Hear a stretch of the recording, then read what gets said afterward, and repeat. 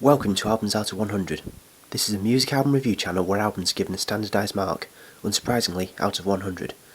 We rate the albums on the criteria of listening experience, lyrics, fluency and album cover. You are currently listening to a review of the new Robbie Williams album, Swings Both Ways. I recommend you listen along to the album on Spotify to get the most out of this review. The track list is as follows. Track 1, Shine My Shoes. Track 2, Go Gentle. Track 3, I Wanna Be Like You featuring Ollie Murs. Track 4, Swing Supreme. Track 5, Swings Both Ways featuring Rufus Wainwright. Track 6, Dream a Little Dream featuring Lily Allen. Track 7, Soda Pop feat Michael Bublé. Track 8, Snowblind. Track 9, Puttin On The Ritz. Track 10, Little Green Apples featuring Kelly Clarkson. Track 11, Minnie The Moocher. Track 12, If I Only Had a Brain. Track 13, No One Likes a Fat Pop Star. The genre is swing. This is Robbie's 10th studio album, and it was released in 2013. Last week, actually. Let's get started with the review then. And remember, what follows is simply my opinion. Album cover. The album cover is often the first thing you see of an album. I don't like this cover. The bright, plain background just seems lazy to me, and the fact that the featured artist is splashed across it detracts from it further. I mean, it looks like a badly made fan cover. I could put that together myself, with just a stock photo of Robbie. In fact, you know what? I will do. Point proven. At the same time though, there's nothing to make me despise the album cover as such, therefore it gets 1 out of 5. Track by track analysis. Track 1, Shine My Shoes. Shine My Shoes is a poorly disguised middle finger to all Robbie's haters. You know, all the people who've ever criticised him or his music. Then again though, I think it's meant to be poorly disguised. He wants them to hear the track and be annoyed that he has the nerve to insult them back. He seems to be baiting these naysayers with such lines as these. I love the way he's just so smug sounding in the song. I mean, after all, he's the multimillionaire singer, and his haters are just haters. They can hate him all they like, but they can't touch him. The song also does a great job of starting the album firmly with the pledged swing genre. What is swing, you ask? Here's the most concise answer. Swing is a genre of music that uses a rhythm section of double bass and drums as the anchor for a lead section of brass instruments, or sometimes stringed instruments, set to medium or fast tempos. Shine My Shoes fits all of the above criteria and is therefore classified as swing music. Individually, the song is very lively, which is great for the start of the album. Track 2, Go Gentle. The lead single from Swings Both Ways, Go Gentle, is a fantastic composition written by Robbie and addressed to his baby daughter Teddy. He gives her his best tips for her life to come, and it sounds really soothing and calming with its relaxed tempo and instrumentation. Kind of like a lullaby. It feels really genuine and heartfelt though, and it's full of the nice sentiment of a new dad wanting the best for his new daughter. The bridge, or middle 8, of the track is fantastic too. It's a few whistled chords that really certify the song's spot in my personal favourite songs catalogue. It's just such a refreshing track to hear against all the strife in the world, a song declaring true love through it all. Track 3, I Wanna Be Like You, featuring Ollie Murs. The album's first cover track, and also the first duet on the album, I Wanna Be Like You is originally from the Disney film The Jungle Book, and it's hard not to judge it on that.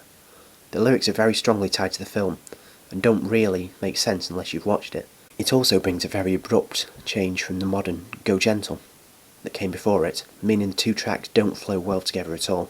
I mean, one's from the late 60s, and the other is as modern swing as you can get. The song does sound good standing on its own though. Robbie handles the shifts from verses to choruses very successfully with his practiced voice, and Ollie's higher voice contrasts well in the verses. The track also has the first appearance of scat singing on the album. Scat singing is basically singing with nonsense, often improvised words, to fill gaps in the track. It's a characteristic feature of the swing genre. The two singers also improvise a smooth ending to the track, so overall the track is a standalone success. Track 4, Swing Supreme. The nicest word I can think of to describe Swing Supreme is rehash. It's a re-recording of the successful Robbie Williams hit, Supreme, released back in the year 2000. It feels desperate and pointless for Robbie to re-release a song like Supreme when it charted well the first time. The phrase, feeding off past success, comes to mind. The new version doesn't actually add anything worthwhile to the song either. In fact, it serves only to blemish memories of the original. The tempo is too fast, making it sound rushed, and the instruments used to create an unnecessary mystic sci-fi-ish sound. Even worse, Robbie seems to be putting on an American accent for the majority of the track. Why? People have paid for the album to hear Robbie sing properly, not in a bad American accent. Save that for impressing the dinner party guests. Track 5, Swings Both Ways, featuring Rufus Wainwright. Wow, I take it back. Swing Supreme may have been misplaced and misconceived, yes, but the title track, Swings Both Ways, is just a straightforward, terrible song. I'd go as far as to say that in a full ranking of preference of all Robbie Williams' 256 studio recordings, it would come very near to last for me. It's one of his worst efforts released to the public, worse even than ILMP, and that song was considered so poor taste that it was banned from Spotify. Not censored, straight out banned. The track Swings Both Ways is even worse in my opinion. It's a nonsense song that compiles all these homosexuality related phrases into a horrible cringy duet with Rufus. The central line, "Everybody swings both ways," is obviously meant to be some form of high wit, but it just falls flat on its face. It leaves you staring at the CD player in utter horror as the credibility of the album is vanquished as the pair sing on oblivious to how ridiculous and unfunny the song is. I mean, near the start of the song, Rufus says, "Face it, Robbie, you're a little bit gay." It's not amusing. The song continues. About a verse later, Robbie accuses Rufus of the exact same thing, barely even worded differently. Rufus then again repeats, "Face it, Robbie, you're a little bit gay." Why say it 3 times? It's just terrible writing. It wasn't funny the first time, so you definitely don't need to repeat it, and certainly not 3 times.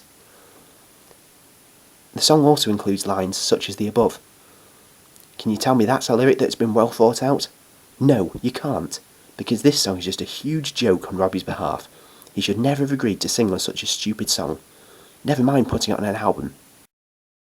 Track 6, Dream a Little Dream, featuring Lily Allen. If you don't already know this as a cover, you must never listen to the radio. It's been covered by too many people to list. This version does sound good though. Lily's voice really shines in her solo in the second verse. Sometimes though, a song has just been covered too much, and this is the case here. Track 7, Soda Pop, featuring Michael Bublé. Hooray! Back to an original track, and a fantastic one too. Robbie and Michael Bublé really do sound fantastic together, and this is the sort of song that I could listen to all day. With its heavy emphasis on the scat mechanism, introduced earlier, it seems to burst into each chorus, before sliding back into the next verse smoothly. The drum work at the start of the track is successfully complemented as the brass section appears in the track too. Track 8, Snowblind. Well, besides being as boring as watching margarine rot, this song isn't even swing. 2 reasons for that. 1. It's slow tempo, and as stated earlier, swing is mid or fast tempo. 2. It doesn't feature any form of rhythm section to the track, no bass guitar, no drums, meaning it isn't a swing track. On a swing album. That can't be right, can it? Plus, the vocal was recorded 10 years ago. It's got a good melody, but it really doesn't have much going for it. Even the sparsely placed lyrics are boring. Track 9, Puttin On The Ritz. Good vocals here, but once again it's a cover, and that means that here Robbie is singing about early 20th century fashion, hardly relevant to modern day life in the 21st century. It's a bit short too, but great vocals. Track 10, Little Green Apples, featuring Kelly Clarkson. Another cover, and it makes a really nice duet with Kelly Clarkson as they take the roles of 2 lovers both talking about the reassuring nature of love. It's a really beautiful track, carried off perfectly by the 2 singers. It's a sweet song, as each of them sings a verse talking of their adoration for the other, combining to sing together on the choruses. It doesn't even matter that the 2 of them never actually met in the studio, that the vocals were recorded separately. It still sounds good. Track 11, Minnie The Moocher. This song is an interesting one. Filled with copious amounts of scat singing, it seems a straightforward mid-tempo song until just after 2 minutes in, where it undergoes a tempo change and becomes blisteringly fast-paced. It doesn't even stick at that tempo. It drops back to the slower pace before the song closes. It's a fantastic, complex composition, just not one you can credit Robbie Williams with creating. It's another cover. Track 12, If I Only Had a Brain. The sleeve notes of the album tell me that although this song may in essence be just a cover of a Wizard of Oz song, they tell me that Robbie feels a special personal connection to the track. That gives it a huge boost in my opinion.